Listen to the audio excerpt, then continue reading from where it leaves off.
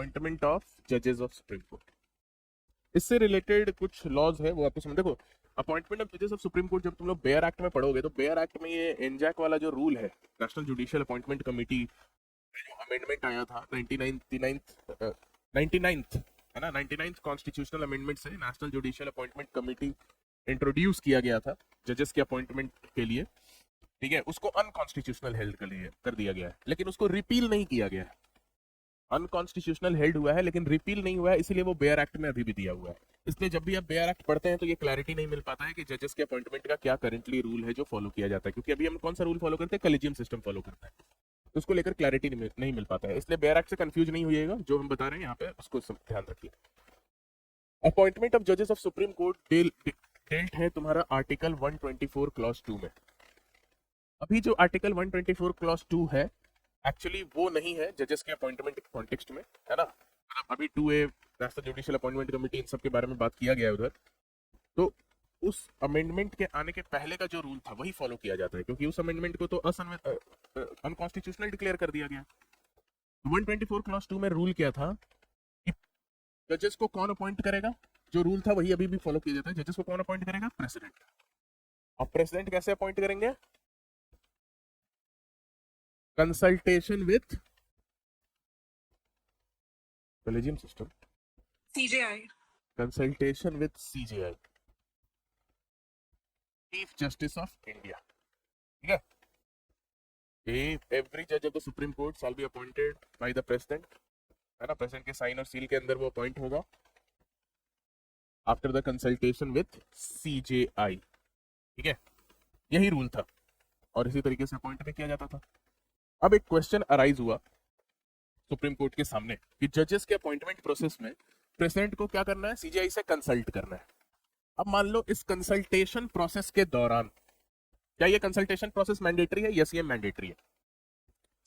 अब ये consultation process में अगर CJI ने बोला कि मिस्टर एक्स को जज नहीं बनाना चाहिए, ठीक है, लेकिन प्रेसिडेंट ने मिस्टर एक्स को बना दिया जज, तो क्या ये अपॉइंटमेंट वैलिड है या नहीं है, ये क्वेश्चन अराइज हुआ। क्योंकि प्रेसिडेंट अपॉइंट किसको करना है, प्रेसिडेंट को।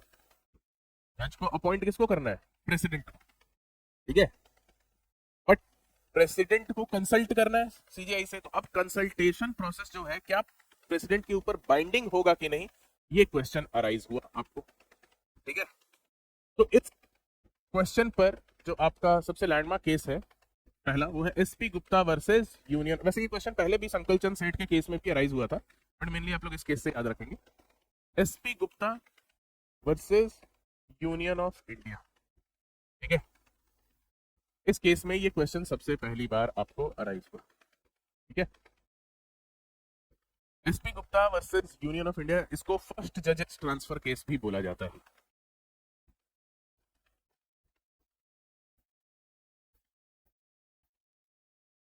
तो इस केस में सुप्रीम कोर्ट ने हेल्ड किया कि consultation does not mean concurrence, है ना। कंसल्टेशन का मतलब क्या होता है, आप जैसे बोलोगे आप डॉक्टर से कंसल्ट करेंगे, है ना। डॉक्टर से कंसल्ट किए, डॉक्टर ने जो दवा बोला, क्या तुमको खाना मैंडेटरी है, अगर तुमको सही नहीं लग रहा है तो, नहीं ना। तो थोड़ा लिटरल इंटरप्रिटेशन किया गया इस केस में। इस केस में लिटरल इंटरप्रिटेशन किया गया कि जब प्रेसिडेंट को कंसल्ट करना है किसी भी जज को अपॉइंट करने से पहले CJI से, तो कंसल्टेशन का मतलब क्या होता है, आप एडवाइस लेते हैं, सलाह मशवरा लेते हैं, ठीक है, लेकिन डिसीजन तो आपको लेना है। तो हो सकता है आप CJI के डिसीजन के अगेंस्ट भी चल जाए। तो इस केस में सुप्रीम कोर्ट ने बोला कि ये कंसल्टेशन प्रोसेस तो बाइंडिंग है ना, वो तो फॉलो करना है, बिना CJI से कंसल्ट किए तो आप अपॉइंट करेंगे ही नहीं। But consultation does not mean concurrence, consultation does not mean concurrence, ठीक है।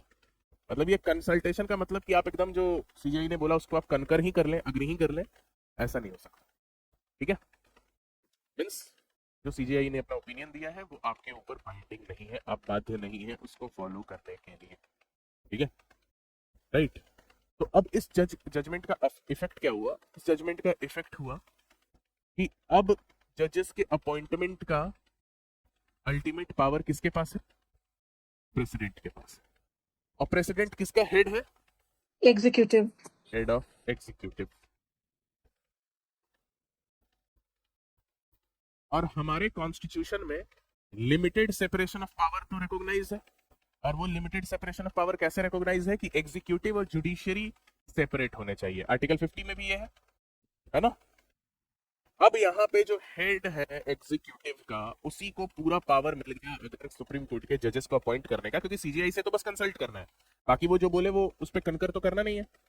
आप तो अपना ओपिनियन अपने अकॉर्डिंग किसी और को भी अपॉइंट कर सकते हैं, ठीक है। तो यानी पूरा का पूरा पावर एग्जीक्यूटिव के हेड को मिल गया, तो यहाँ पे ये सेपरेशन ऑफ पावर के अगेंस्ट भी चला गया।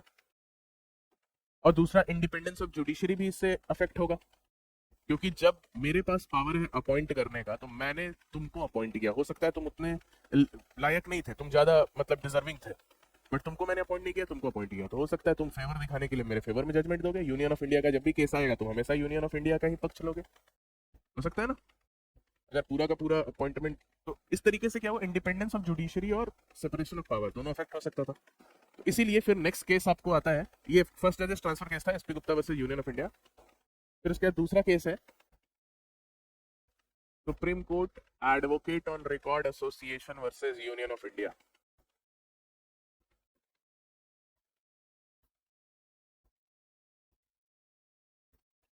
वर्सेस यूनियन ऑफ इंडिया 1993 या 2, देख लेना एक बार, ठीक है। अब ये केस में ये क्वेश्चन फिर से आया, इस क्वेश्चन इशू को फिर से देखा गया, ठीक है। ये हायर जज बेंच था, ठीक है। तो इस केस में सुप्रीम कोर्ट ने ओवर रूल कर दिया, जो एसपी गुप्ता का जो जजमेंट था उसको ओवर रूल कर दिया, और बोला कि एसपी गुप्ता का जो जजमेंट है वो कॉन्स्टिट्यूशन के बेसिक स्ट्रक्चर्स को वायलेट करता है ना, इंडिपेंडेंस ऑफ जुडिशरी को वो इन्फ्रिंज करता है।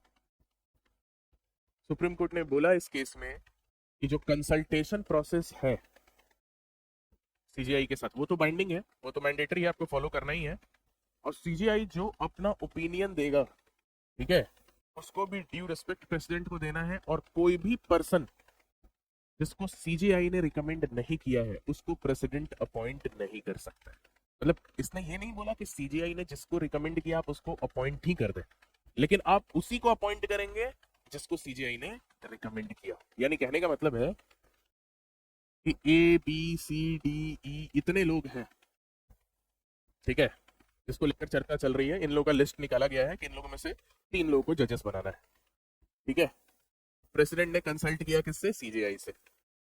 सीजीआई ने अपने कंसल्टेशन में क्या बताया कि ई और सी का ट्रैक रिकॉर्ड तो बहुत खराब है, ठीक है। मान लो 2 लोग को इसमें से सेलेक्ट, 2 लोग को मान लो करना है, ठीक है, 2 लोग को इनमें सेलेक्ट करना है जजेस। तो सीजीआई ने अपने कंसल्टेशन में बोला ई और सी का ट्रैक रिकॉर्ड खराब है, इनके ऊपर कुछ करप्शन के मतलब एलिगेशंस भी लगे थे, तो आई विल नॉट रिकमेंड कि मैं इसको अपॉइंट करूं। इन तीनों को अपॉइंट किया जा सकता है, तो 3 का रिकमेंडेशन भेज दिया। अब प्रेसिडेंट को 2 ही को अपॉइंट करना है, तो 2 को अपॉइंट करना है, तो वो सी और ई में से किसी को अपॉइंट नहीं कर सकता है, क्योंकि उसको सीजीआई ने अपने रिकमेंडेशन में नहीं बताया।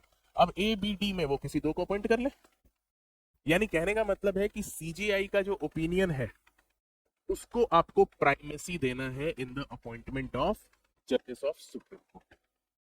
सीजीआई के ओपिनियन के अकॉर्डिंग ही जजेस को अपॉइंट करना, मतलब वो जो प्रोसेस होगा वो तो बाइंडिंग है, कंसल्टेशन का प्रोसेस, और उस कंसल्टेशन के प्रोसेस में जो सीजीआई अपना ओपिनियन देगा, opinion of CGI must be given primacy, ठीक है। तो इस केस में बताया गया कि जो ओपिनियन सीजीआई का होगा, opinion of CGI must be given primacy.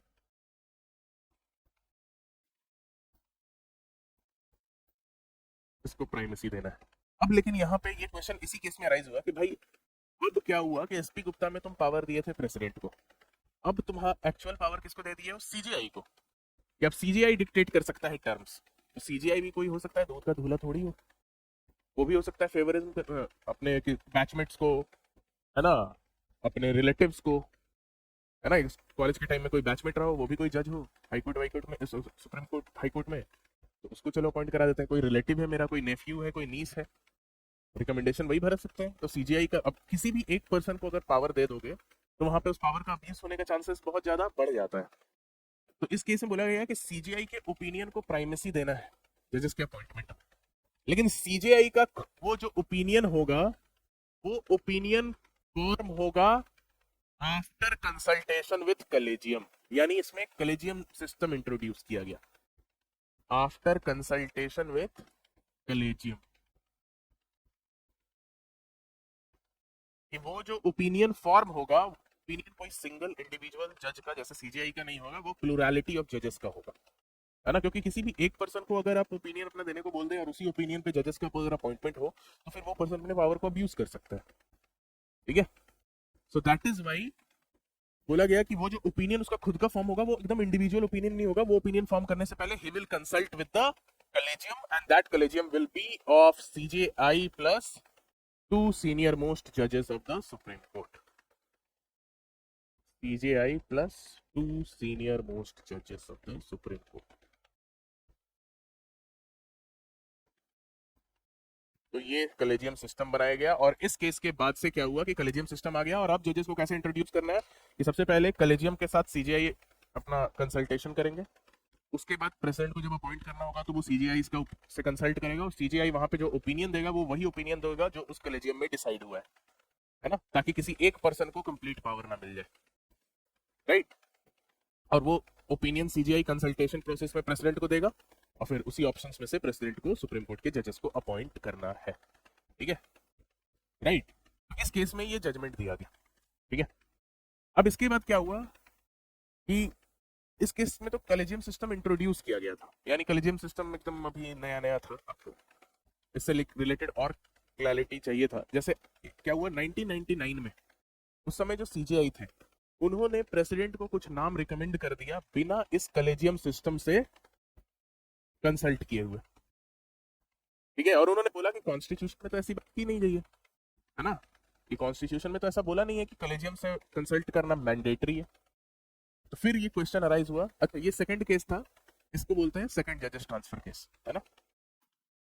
मतलब अगर नाम याद नहीं आए तो ये तो याद रहेगा ना, फर्स्ट जजेस ट्रांसफर केस, सेकंड जजेस ट्रांसफर केस, फिर आगे थर्ड आएगा, फिर फोर्थ आएगा, है ना। वैसे नाम याद रखना ज्यादा सही रहेगा ईयर के साथ। ये सेकंड जजेस ट्रांसफर केस था, ठीक है। ये केस क्लियर है। किस केस में क्या हुआ, इस केस में एसपी गुप्ता को ओवररूल कर दिया गया, बोला गया सीजीआई के ओपिनियन को प्राइमेसी देना है जजेस के अपॉइंटमेंट में, लेकिन सीजीआई का जो ओपिनियन होगा वो खुद का इंडिविजुअल ओपिनियन नहीं होगा, प्लूरैलिटी ऑफ जजेस के साथ कंसल्ट करके बना हुआ ओपिनियन होगा, यानी उसको खुद दो सीनियर मोस्ट जज के साथ कंसल्ट करना है, मतलब कलेजियम एक बनाया गया। बट 1998 99 के दौरान उस समय जो सीजीआई थे एमएम पुंची, है ना, उन्होंने क्या किया कि बिना कंसल्ट किए हुए कलेजियम से कुछ नाम रिकमेंड कर दिए फॉर द अपॉइंटमेंट ऑफ जजेस ऑफ सुप्रीम कोर्ट। अब इसको ये फिर से क्वेश्चन में आया, the next case the same issue, the appointment of जजेस का इशू, केस इन री प्रेसिडेंशियल रेफरेंस केस, इन री प्रेसिडेंशियल रेफरेंस केस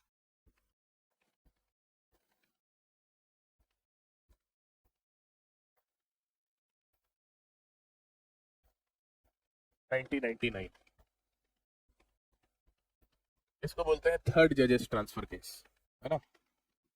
जजेस ट्रांसफर से भी रिलेटेड इश्यूज सारे केस में कुछ कुछ इन्वॉल्व थे, इसीलिए फर्स्ट जजेस, सेकंड जजेस, थर्ड जजेस ट्रांसफर केस नाम से इजी रहेगा याद करने के लिए, बट फिर भी हम रिकमेंड करेंगे जो ये नेम है ओरिजिनल नेम वो आप याद रखें। इस केस में सुप्रीम कोर्ट ने बोला कि भले कॉन्स्टिट्यूशन में कॉलेजियम सिस्टम नहीं दिया गया है, कॉलेजियम सिस्टम किसको सुप्रीम कोर्ट ने खुद इवॉल्व किया है ना, जुडिशरी ने उसको इवॉल्व किया है, and it is entitled to the same respect जितना कि कॉन्स्टिट्यूशन में दिया हुआ रहता है ना। कि सुप्रीम कोर्ट ने कॉन्स्टिट्यूशन के विदिन अधीन रहते हुए अपना पावर एक्सरसाइज करके कॉलेजियम सिस्टम इवॉल्व किया है कि वहां पे अब्यूज ऑफ पावर ना हो, तो वो कॉलेजियम सिस्टम के साथ सीजीआई को कंसल्ट करना बाइंडिंग है और मैंडेटरी है ना। इस केस में क्लियर किया गया कि अभी तक पहले क्या डिसाइड हो चुका था कि प्रेसिडेंट को सीजीआई से कंसल्ट करना मैंडेटरी है, यस ये तो कॉन्स्टिट्यूशन में ही दिया है, ठीक है। ये जो कंसल्ट करना है ये बाइंडिंग है, ये तो पहले ही डिसाइड हो गया था, एसपी गुप्ता में भी डिसाइड हो गया था और एडवोकेट ऑन रिकॉर्ड में भी बोला गया, ठीक है। बट एसपी गुप्ता में क्या कर दिया था कि बोल दिया था बाइंडिंग है, लेकिन सीजीआई का ओपिनियन बाइंडिंग नहीं है। लेकिन next supreme Court Advocate on record case में बोला कि ये कंसल्टेशन प्रोसेस तो बाइंडिंग ही है, साथ साथ सीजीआई का ओपिनियन भी बाइंडिंग है, लेकिन सीजीआई का जो ओपिनियन है वो खुद कैसे होगा formulate, after consultation with yes to senior most जज ऑफ सुप्रीम कोर्ट। अब ये जो कंसल्टेशन है ये वाला तो बाइंडिंग है, क्योंकि ये तो कॉन्स्टिट्यूशन में ही ये रिक्वायरमेंट दिया है।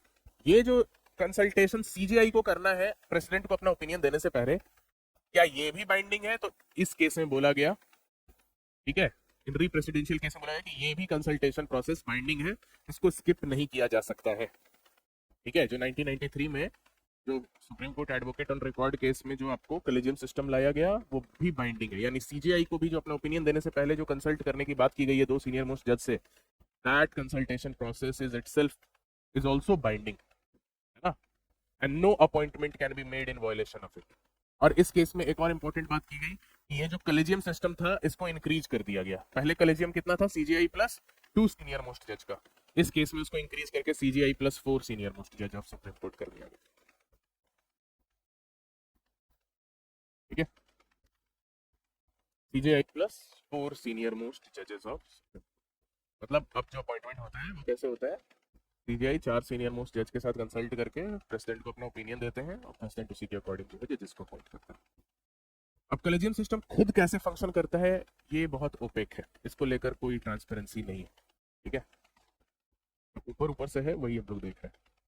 अब देखो इसके बाद एक और डेवलपमेंट क्या हुआ। अभी तक 3 केसेस देखे जजेस के अपॉइंटमेंट से रिलेटेड। इसके बाद नेक्स्ट मेजर डेवलपमेंट आता है 2014 में 99th कॉन्स्टिट्यूशनल अमेंडमेंट से, क्योंकि जैसा मैंने बताया कि कॉलेजियम सिस्टम कैसे काम करता है इसको लेकर उतनी ट्रांसपेरेंसी नहीं है। ठीक है, इसीलिए 2014 में 99th कॉन्स्टिट्यूशनल अमेंडमेंट के थ्रू, ठीक है, आपको आर्टिकल 124A ऐड किया गया और भी मेजर चेंजेस लाए गए, है ना, उसी में वहीं पे आसपास में होगा 2 में भी या आगे चल के किसी सेक्शन में भी। ठीक है, 99th कॉन्स्टिट्यूशनल अमेंडमेंट से आपको एक national Judicial Appointment committee constitute की गई और बोला गया कि भाई ये लाने के पीछे पर्पस क्या था कि कॉलेजियम सिस्टम जो है वो सही से काम नहीं कर रहा है। ठीक है, कॉलेजियम सिस्टम जो है उसको लेकर ट्रांसपेरेंसी नहीं है ना, उसको भी लेकर बहुत एलिगेशन लगते हैं कि उसमें बहुत नेपोटिज्म है एंड ऑल। ठीक है, राइट, और लगता भी है कि सही में है, टू बी ऑनेस्ट। तो कॉलेजियम सिस्टम को लेकर उतनी ट्रांसपेरेंसी नहीं है, इसीलिए national Judicial Appointment committee constitute किया गया, जिसमें कि एक कमेटी बनाई गई, प्राइम मिनिस्टर भी रहेंगे, लीडर ऑफ अपोजिशन भी रहेगा, सीजीआई भी रहेगा, लॉ मिनिस्टर भी रहेंगे और भी कुछ लोग रहेंगे। तो वो जो कमेटी बनाई गई उस कमेटी में बैलेंस जो था वो एग्जीक्यूटिव की तरफ ज्यादा टिल्ट कर गया, है ना। मतलब नेशनल जुडिशियल अपॉइंटमेंट कमेटी बनाने के बाद चेंजेस जो लाया गया है वो आपके बेयर एक्ट में होगा भी, है ना, कि अब क्या किया गया है कि प्रेसिडेंट अपॉइंट करेगा किसके रिकमेंडेशन पे? नेशनल जुडिशियल अपॉइंटमेंट कमेटी के रिकमेंडेशन पे। और नेशनल जुडिशियल अपॉइंटमेंट कमेटी में एग्जीक्यूटिव का जो वेटेज था वो ज्यादा था, है ना। तो एग्जीक्यूटिव के जो मेंबर्स थे वो ज्यादा थे, ठीक है, कंपेयर टू जुडिशियल मेंबर्स। तो फिर से पावर अब किसके पास जा रहा था? एग्जीक्यूटिव के पास, उसी के रिकमेंडेशन पर प्रेसिडेंट को अपॉइंट करना है। तो इसलिए 99 कॉन्स्टिट्यूशनल अमेंडमेंट को चैलेंज किया गया केस में। उस केस का भी नाम जो था वही था जो 1993 वाले केस का नाम था, Supreme Court Advocate on Record Association versus Union of India.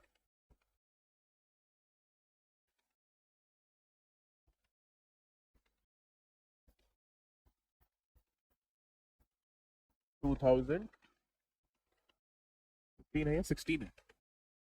15. Supreme Court Advocate on Record Association versus Union of India. इसलिए ईयर का नाम याद रखना, 1993 वाला भी यही सेम नाम है। जैसे एमसी मेहता है ना बहुत सारे केसेस, वैसे ही Supreme Court Advocate on Record Association का भी बहुत सारे केसेस आपको देखने को मिलेगा, है ना, इसलिए ईयर याद रखेगा।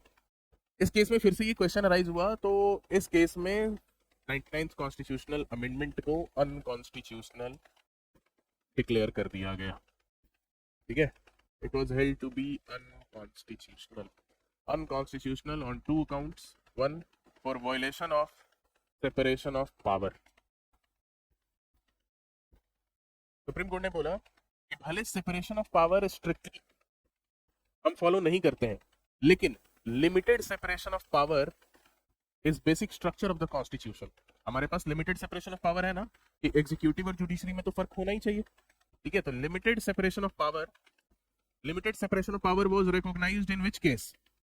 कि India follows has limited separation of power, it was recognised in Ram Jawaya Kapur, है ना, Ram Jawaya Kapur case, limited separation of power जो है इंडिया फॉलो करता है, ठीक है। स्ट्रिक्ट सेपरेशन ऑफ पावर को स्ट्रिक्टली नहीं फॉलो करते, लेकिन लिमिटेड सेंस में तो फॉलो करते हैं। और वो जो लिमिटेड सेंस में हम जो फॉलो करते हैं वो हमारा बेसिक स्ट्रक्चर है। और दूसरी तरफ इंडिपेंडेंस ऑफ जुडिशरी, ठीक है, इंडिपेंडेंस ऑफ जुडिशरी भी जो है हमारा एक बेसिक स्ट्रक्चर है। Is this clear? तो इन दो अकाउंट पे कि 99th कॉन्स्टिट्यूशनल अमेंडमेंट से आप एग्जीक्यूटिव को पावर ज्यादा दे दे रहे हैं जुडिशियर सुप्रीम कोर्ट के जजेस के अपॉइंटमेंट में, ठीक है, तो वो वायलेट कर रहा है कि इंडिपेंडेंस ऑफ जुडिशरी भी, और वायलेट कर रहा है लिमिटेड सेपरेशन ऑफ पावर, ठीक है। तो इसलिए 99th कॉन्स्टिट्यूशनल अमेंडमेंट को अनकॉन्स्टिट्यूशनल डिक्लेयर कर दिया गया, ठीक है। तो अब हम लोग ये जब अनकॉन्स्टिट्यूशनल हो गया 99th अमेंडमेंट, तो यानी जजेस का अपॉइंटमेंट कैसे होता है, वैसे ही जो पहले का कॉलेजियम सिस्टम था, यानी सीजीआई प्लस 4 सीनियर मोस्ट जज ऑफ सुप्रीम कोर्ट के साथ सीजीआई का कंसल्टेशन होता है, फिर प्रेसिडेंट का कंसल्टेशन जब सीजीआई से होता है, तो जो सीजीआई को कॉलेजियम के साथ डिस्कस करने के जो रिजल्ट आया है वो अपना ओपिनियन के फॉर्म में प्रेसिडेंट को फॉरवर्ड कर देना होता है, और फिर प्रेसिडेंट सी ओपिनियन के अकॉर्डिंग जो है सुप्रीम कोर्ट के जजेस को अपॉइंट करते हैं, ठीक है। तो यानी SP Gupta, supreme Court Advocate on Record Association versus Union of India 1993, इन री presidential reference 1999, 99th constitutional amendment 2014, और lastly supreme Court Advocate on Record Association versus Union of India 15, ठीक है। ये आपका सिनॉप्सिस हो गया अपॉइंटमेंट ऑफ जजेस यूनाइटेड।